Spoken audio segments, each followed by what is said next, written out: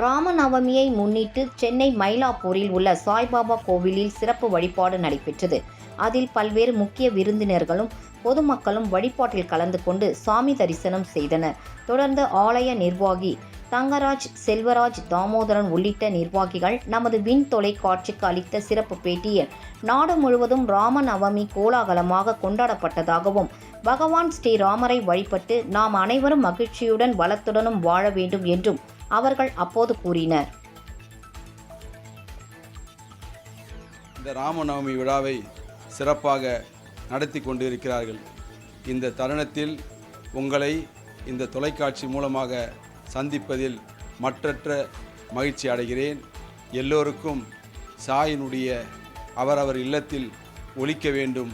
அவர்கள் அனைவரும் நோய் நொடி இல்லாமல் உடல் ஆரோக்கியத்தோடு நல்ல உடல் நலத்துடன் வாழ வேண்டும் என்று எங்கள் நெஞ்சமெல்லாம் நிறைந்திருக்கும் சீரடி சாய்பாபாவை வணங்கி பிரார்த்தனை செய்கிறேன். இந்த மயிலாப்பூர் அகில இந்திய சாய் சமாஜத்தில் கும்பாபிஷேகம் வெகு விரைவில் நடக்க இருப்பதால் பக்தர்கள் அனைவரும் சாயினுடைய அருளை பெற வேண்டும்.